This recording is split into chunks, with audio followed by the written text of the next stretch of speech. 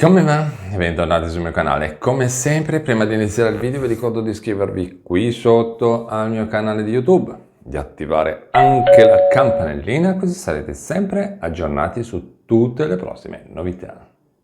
Molto bene. Oggi parliamo del servizio di assistenza fiscale 730/4 dell'INPS, che permette ai cittadini di consultare online i conguagli derivanti dalle loro dichiarazioni 730.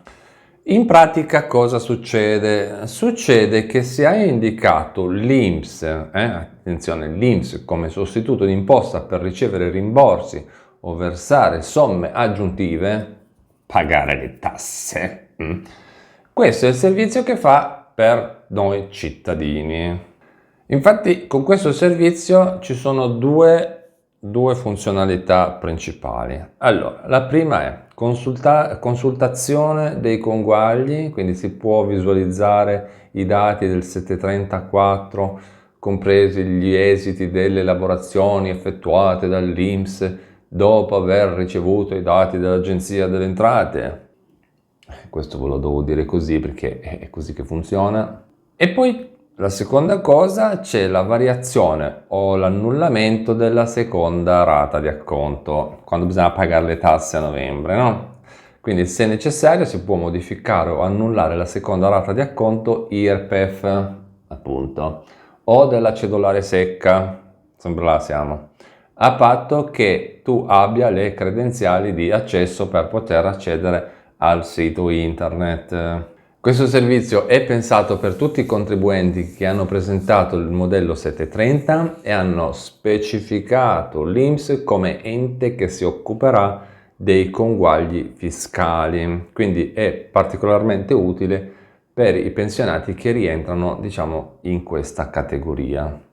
Quindi riassumendo, in sintesi, è un modo semplice e diretto per tenere sotto controllo la tua situazione fiscale legate proprio al 730, direttamente dal sito internet dell'INPS.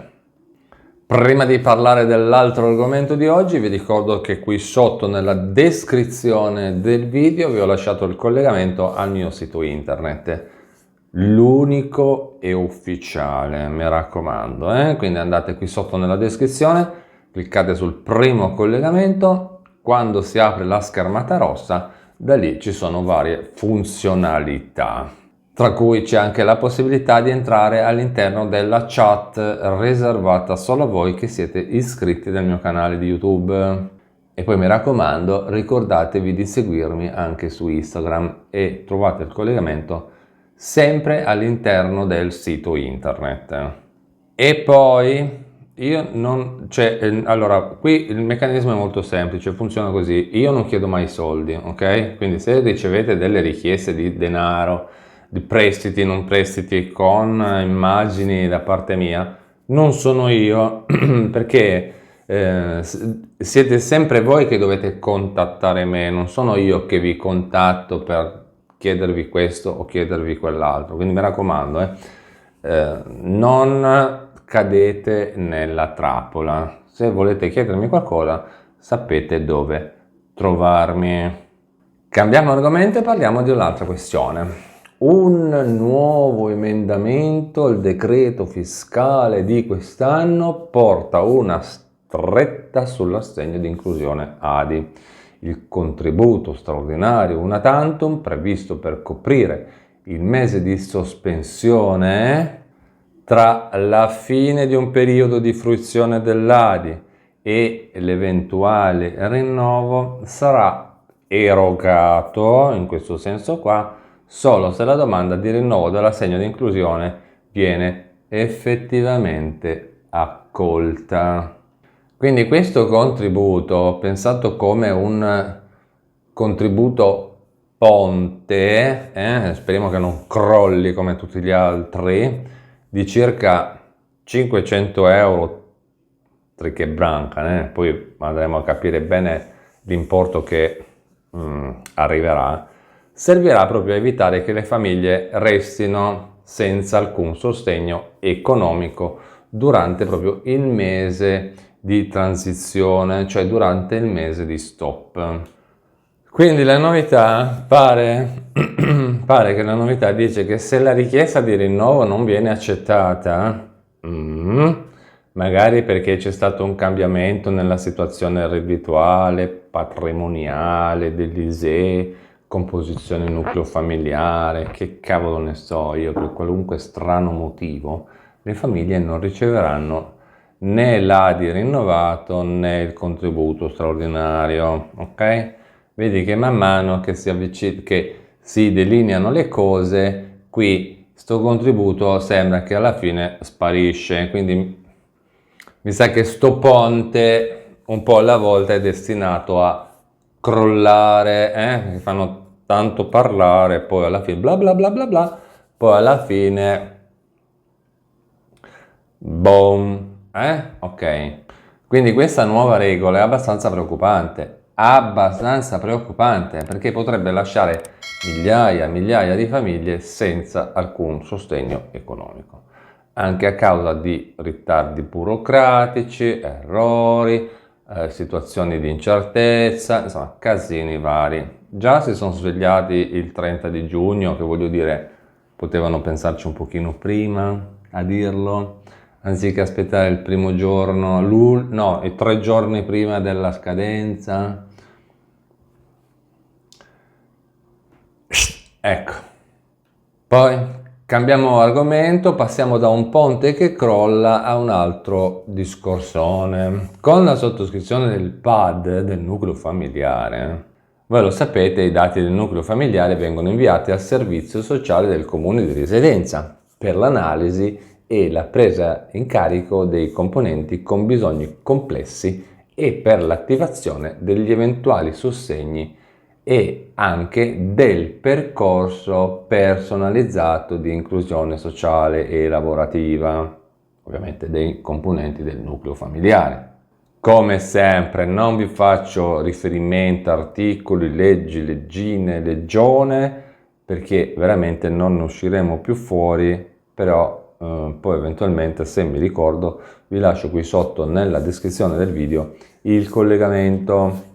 E ve lo dico già, è una cosa lunga come una quaresima, è peggio di una Bibbia, però io ve lo lascio, se mi ricordo ve lo lascio e poi così ve lo potete andare a leggere.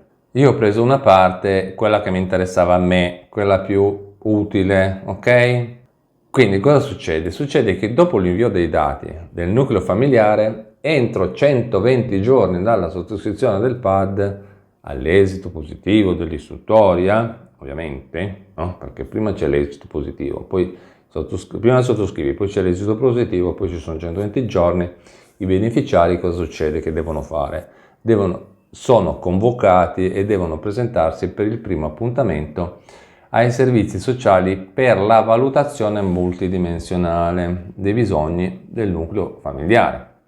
Fate attenzione che se non c'è la convocazione da parte dei servizi sociali o non vi presentate per il primo incontro, ricordatevi che il pagamento del beneficio viene sospeso e quindi verrà poi riattivato dopo l'incontro.